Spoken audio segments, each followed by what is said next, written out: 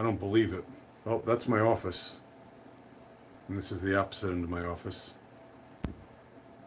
Um, I'm just trying to get this screen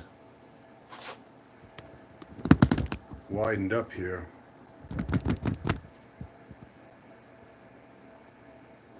Alright, I'm really messing up this live, if you ask me. But anyhow, I'm Paul E.G., also known as Paul Gencarella from Mindset Mastery. And I'm coming at you today with just a couple of things.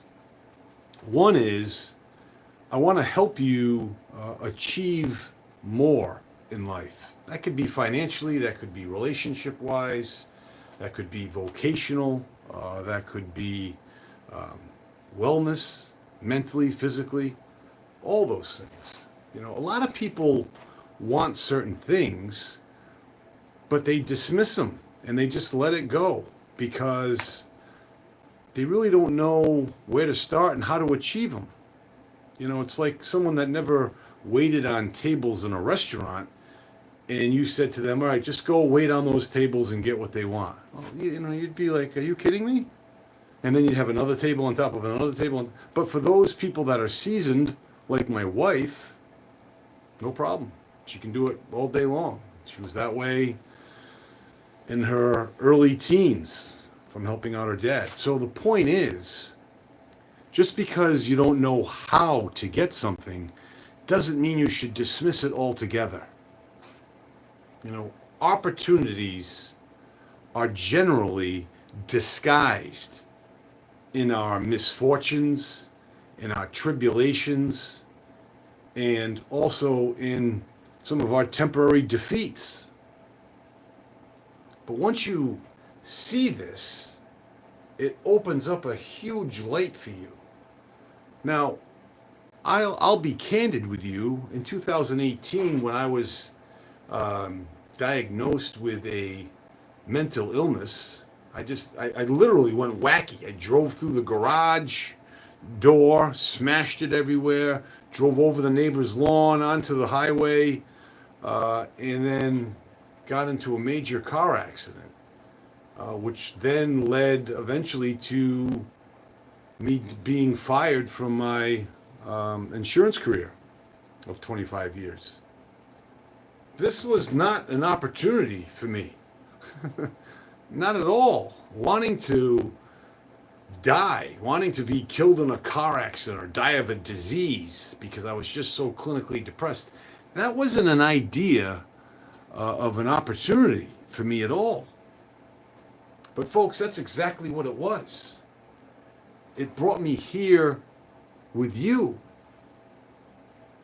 in order to perhaps shed some insight on what you may be going through in your life. May not be mental illness, certainly can be mental challenges, stress, anxiety, fear, doubt, worry, all that stuff. But understand what we want will come about by what we do. It's not a matter of what we say. It's not a matter of what we believe. It's not a matter of who we vote for. It's a matter of what we do with what we are thinking. Our thoughts turn into ideas, and then we either act on those ideas or we dismiss them. So that's why they say it goes from a thought to a feeling to an action. And that action actually turns into a reaction, which provides the result. So, how do I get, I get messages during these lives, but generally from people that are, I don't know, a little immoral, junk in the trunk. You got some junk in the trunk. I got some junk in the trunk, but not that much junk. I also have religious stuff in my trunk because I'm on the welcoming committee for our parish, and we bring books and prayer paraphernalia holy water and things to those folks. So maybe some of these guys, this Joe Bangelo, I don't know, but Marty's right on it. Marty McFly, thoughts become things. They do. They do. We're reading the same material or listening to the same material. But what we need to do, folks, is we need to act on what we know. And that's my lesson that's coming up the end of this month on May 23rd. Lesson 8, the power of praxis. Praxis is aligning our beliefs with our behaviors. Yeah, I could lose some extra weight around my belly and my love handles. Yeah, I could do that. I can eat healthier. I believe I can do that. But do I do it? Am I going into the freezer and opening up and grabbing an ice cream sandwich or a ice cream dessert or something? The frustrating thing is, all throughout Lent, I did none of that, and I ate very well and healthy. And I still really didn't lose as much weight as I wanted to back in my 40s. That's what happens with your metabolism. But should I give up on this? Should I say, it's just for certain people, I'm going to start eating junk food again? No, we can't be that way. Same with our income. Income is not just for what you do in a job. That's the worst way to earn an income, is to work, according to Bob Proctor. And I tend to believe him.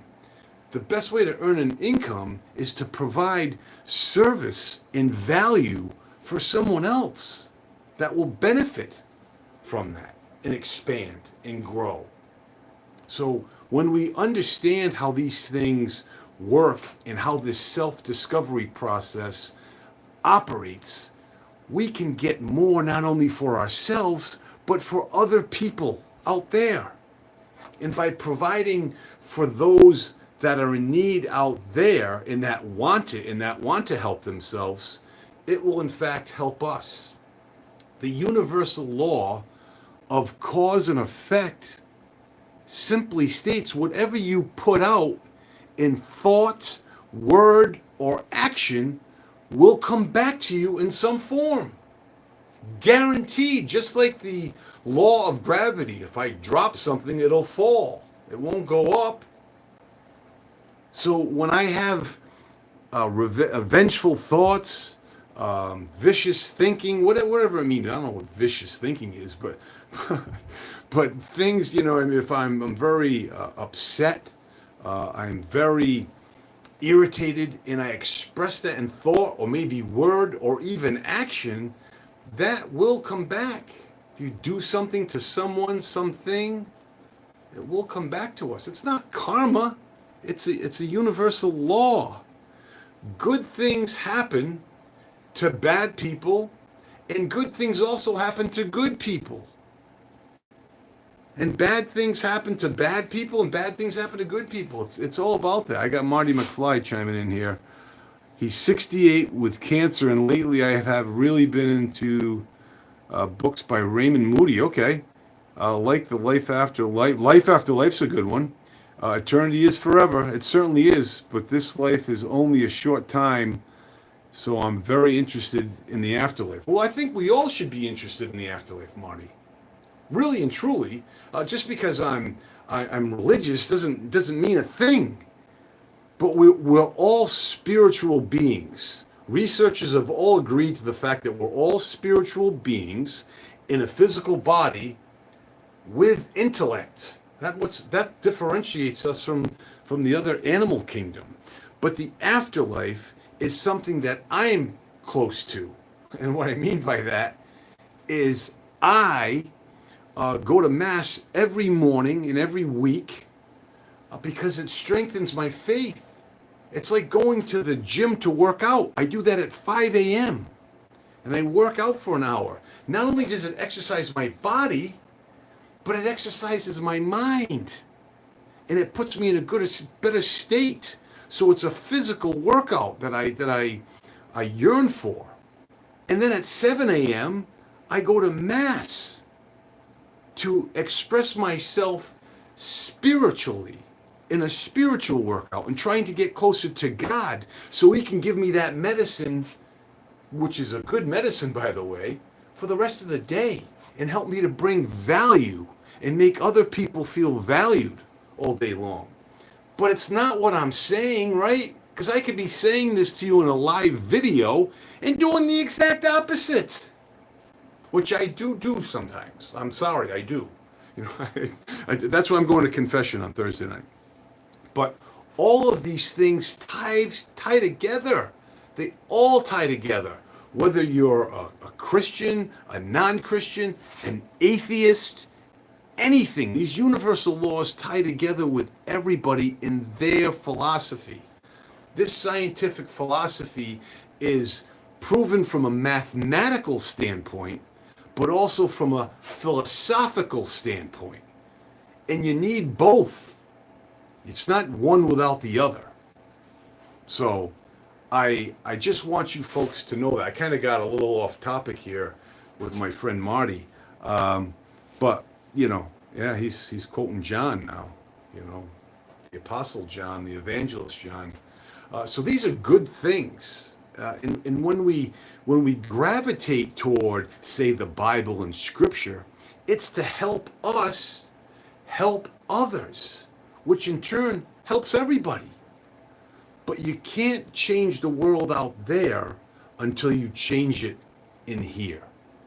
And that's a statement that I learned from not only when my son was stricken with cancer at age 5 in 2009, and then a month later I was diagnosed with cancer. That was a cakewalk comparing what I had to go through in 2018 living in a psychiatric institution, and then a year later ending up in a different psychiatric institution. I didn't know what to do with myself. I just was so distraught. How did this happen? But the Lord sometimes, if we're not going in the direction we want to, he'll show us another path which we feel is defeat. And it very well may be. But we can take that defeat and be victorious. Okay, I'm jumping off of my soapbox right now. I'm gonna probably have a salad with some nice grape. Oh, is it grapeseed? Yeah, grapeseed oil, which is nice on the Yucca app, and then some balsamic vinaigrette, which also is nice on the Yucca app, and you know, maybe throw a couple sticks of pepperoni in there, some slices, which is not good on the Yucca app at all. But you know, sometimes you need to take the good with the bad. You know, so I needed a little bit of protein, and I'm too lazy to cook chicken. So I will check in with you guys at some point, probably not tomorrow, maybe the next day, because I do a Facebook Live, then a YouTube Live every other day. But I'd like you to click on my website in this bio here, which will lead you to either message me or you can sign up for my class. It's not a class, it's a session. It's a webinar discovery session. It's the last Friday of every month except May. I'm doing it on the 23rd because 30th isn't happening. Thanks for joining, all of you, or one of you, whoever it is, and we'll check in, like I said, Thursday. In the meantime, be well, stay well. We'll talk to you soon. God bless.